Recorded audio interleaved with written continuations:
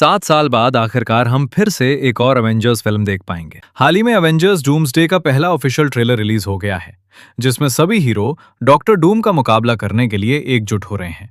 अपनी पूरी ताकत लगाने के बावजूद थॉर को डॉक्टर डूम सिर्फ अपनी 2 उंगलियों से रोक देता है। आइए अब मैं आपको इस ट्रेलर को विस्तार से दिखाता हूँ। शुरुआत में कैमरा एक्समैन के Xavier school for gifted youngsters के बोर्ड पर जाता है। देखा जा सकता कि ये बोर्ड जमीन पर गिरा हुआ है और इस पर धूल जमी हुई है। प्रोफेसर एक्स टूटी हुई खिड़की से डर के मारे बाहर देख रहे हैं। एक विशाल ग्रह उनकी पृथ्वी से टकराने वाला है। मल्टीवर्स का टकराव यानी इनकर्सन हो रहा है, जिसने उनकी पृथ्वी को खतरे में डाल दिया है। यहाँ हम प्रोफेसर एक्स की व्हीलचेयर को उसके पुराने क्लासिक डिजाइन में फिर से देख सकते हैं, जो डॉक्टर स्ट्रेंज 2 की पीली व्हीलचेयर से अलग है। इसके बाद आखिरकार ऑफिशियल ट्रेलर में हमें पहली बार डॉक्टर डूम की झलक देखने को मिलती है। ये पहली बार है जब डॉक्टर डूम MCU यानी मार्वल सिनेमैटिक यूनिवर्स में एंट्री कर रहे हैं। वो अपने आर्मर, चेहरे पर मास्क और हरे रंग के केप में दिखाई देते हैं। इसके बाद मार्वल स्टूडियोज का परिचित लोगो आता है। स्क्रीन सीधे अर्थ 616 के न्यूयॉर्क सिटी पर शिफ्ट होती है, जहां कैमरा एवेंजर्स टावर पर फोकस करता है।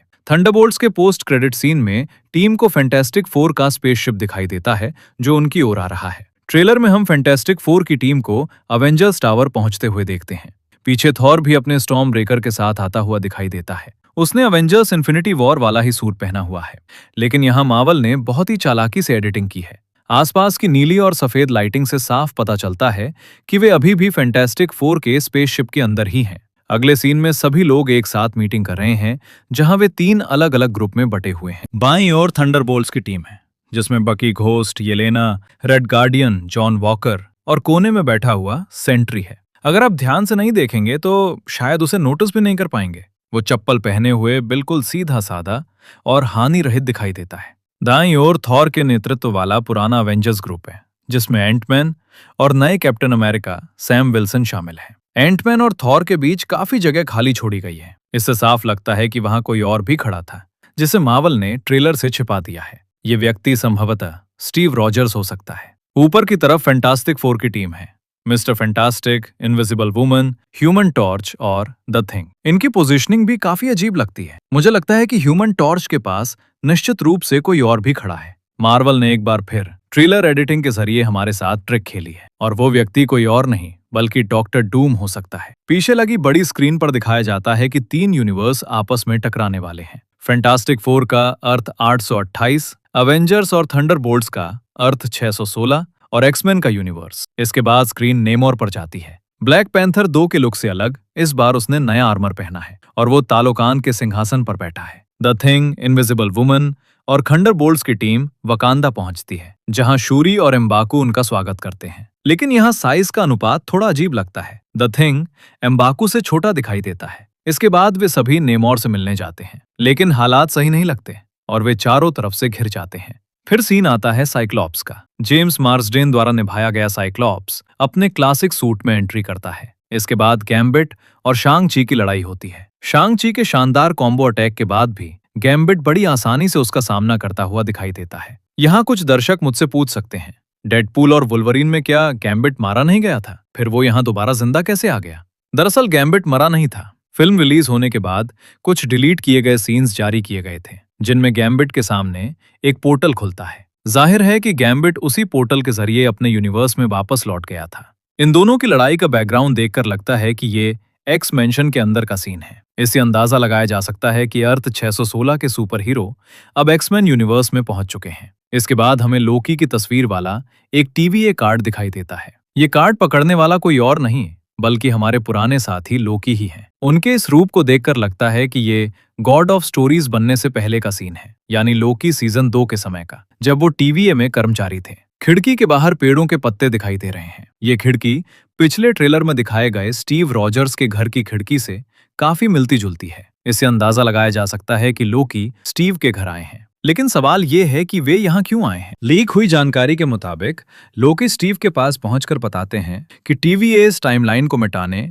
यानी प्रून करने वाला है, इसलिए स्टीव और उनके बेटे को यहाँ नहीं रहना चाहिए। इसके बाद लोकी उन्हें एक विकल्प देते हैं। वो उन्हें यूनिवर्स 828 यानी फैंटास्टिक फोर के यूनिवर्स में ले जाना चाहते हैं, क्योंकि उस यूनिवर्स में स्टीव का कभी अस्तित्व ही नहीं था। स्टीव इस प्रस्ताव को स्वीकार कर लेते हैं। इसके बाद लोकी स्टीव को एक खास कार्ड देते हैं ताकि जरूरत पड़ने पर वे उनसे दोबारा संपर्क कर सकें। सीन फिर से एक्स मैंशन पर लौटता है। येलेना हाथ में बंदूक लिए आगे बढ़ती है। मिस्टर फैंटास्टिक सैम को अपनी शील्ड का इस्तेमाल करने से रोकते हैं। पास ही एलन कमिंग द्वारा निभाया गया नाइट क्रॉलर खड़ा है और पीछे रोबोट हर्बी टॉर्च की रोशनी कर रहा है। इसके बाद हम रेबेका रोमेन द्वारा निभाई गई पहली मिस्टीक को देखते हैं। वो येलेना का रूप धारण कर लेती है। पहले वो अपनी लाठी फेंकती है, फिर येलेना की लाठी पकड़कर उससे हाथापाई शुरू कर देती है। प्रोफेसर एक्स लंबे बालों वाले मैग्नीटो की ओर भावुक होकर देखते हैं, लेकिन मैग्नीटो की आंखों में बेरुखी और असहमति साफ दिखाई देती है। इससे पता चलता है कि दोनों के बीच अभी भी मतभेद बने हुए हैं। स्कॉट लैंग अपनी बेटी कैसी को चूमते हैं। इनविजिबल वुमन शूरी से विदा लेती है और ह्यूमन टॉर्च सुनहरे बालों वाले एक बच्चे को गले लगाता है। उसे देखकर लगता है कि वो मिस्टर फैंटास्टिक और इनविजिबल वुमन का बेटा फ्रैंकलिन है। ह्यूमन टॉर्च के चेहरे पर जलने के निशान दिखाई देते हैं। पीछे ऐसा लगता है जैसे कोई बड़ा धमाका हुआ हो सकता है कि उसने फ्रैंकलिन को बचाने के लिए अपनी कुर्बानी दी हो। इसके बाद सभी कैरेक्टर अपनी अपनी शक्तियों का प्रदर्शन करते हैं। गेमबिट अपनी लाठी जमीन पर मारता है। मिस्टर फैंटास्टिक सैम से लड़ रहे हैं और इनविजिबल वुमन येलेना का मुकाबला कर रही है। साइक्लॉप्स की आंखों से लेजर निकल रही है। आसपास दिखाई देने वाले विशाल पैरों से साफ पता चलता है कि वो सेंटिनल रोबोट से लड़ रहा है। इसके बाद इनविजिबल वुमन अपनी शक्तियों का इस्तेमाल करती है। वहीं ऐसा लगता है कि नेमोर समुद्र के पानी को दो हिस्सों में बांट रहा है। अब आता है पूरे ट्रेलर का सबसे धमाकेदार क्लाइमैक्स। थॉर अपने हाथ में स्टॉर्म ब्रेकर लेकर शानदार अंदाज में जमीन पर उतरता है। उसके चारों ओर जमीन पर सेंटिनल रोबोट्स के टूटे हुए अवशेष बिखरे पड़े हैं। वो अपनी पूरी ताकत से स्टॉर्म ब्रेकर घुमाकर डॉक्टर डूम पर वार करता है, लेकिन इस बार नतीजा बिल्कुल अलग होता है। अवेंजर्स इन्फिनिटी वॉर में थॉर ने सभी इन्फिनिटी स्टोन से लैस थैनोस पर हमला करके उसे गंभीर रूप से घायल कर दिया था और लगभग मार ही डाला था। लेकिन इस बार थॉर के इस शक्तिशाली वॉर को डॉक्टर डूम सिर्फ अपनी 2 उंगलियों से बड़ी आसानी से रोक देता है। दोनों एक दूसरे को देखते हैं। थॉर पूरी तरह हैरान है और मन ही मन सोच रहा है, ये कैसे हो सकता है? तुम इतने ताकतवर कैसे हो? वहीं डॉक्टर डूम की आंखों में घमंड और उपेक्षा साफ दिखाई देती है। तो आखिर ये डॉक्टर डूम कौन है जिसकी ताकत सभी इन्फिनिटी स्टोन्स वाले थैनोस से भी ज्यादा है? कॉमिक्स में डॉक्टर डूम के पास मिस्टर फैंटास्टिक के बराबर बुद्धिमत्ता, जबरदस्त इच्छा शक्ति और सबसे बेहतरीन तकनीक बनाने की क्षमता है। वो आयरन मैन के टक्कर का आर्मर भी बना सकता है। इसके अलावा वो कॉमिक्स के सबसे शक्तिशाली जादूगरों में से एक है।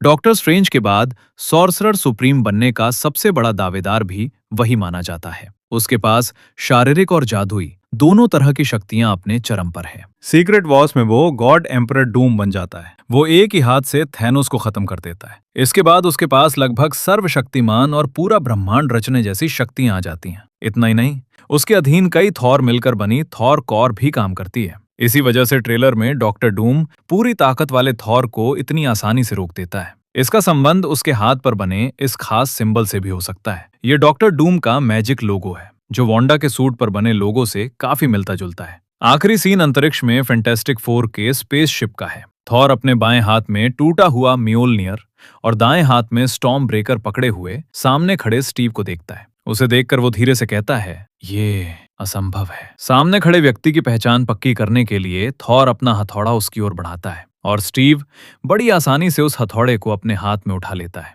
यहाँ मार्वल ने बड़ी चालाकी से स्टीव के पीछे का बैकग्राउंड ब्लर कर दिया है, लेकिन फिर भी एक बात साफ दिखाई देती है। उसके पीछे एक ऐसा व्यक्ति खड़ा है जो कद में छोटा और उम्र में काफी कम लगता है। इससे अंदाजा लगाया जा सकता है कि वो स्टीव का बेटा हो सकता है। वो पिछले ट्रेलर में भी दिखाई दिया था, लेकिन उस समय वो बहुत छोटा बच्चा था। अब लगभग 10 साल बाद वो बड़ा हो चुका है और स्टीव ने भी दाढ़ी बढ़ा ली है। तो दोस्तों, यही था पूरे ट्रेलर का पूरा विश्लेषण।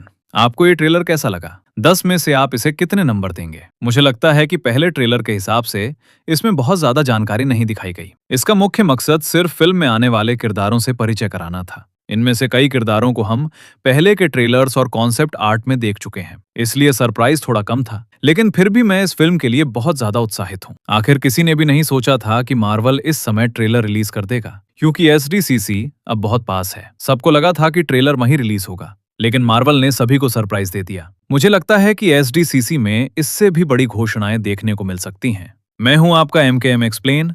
ऐसी ही ताज़ा मार्वल अपडेट्स के लिए मुझे फॉलो करें। मिलते हैं अगले वीडियो में। Bye bye.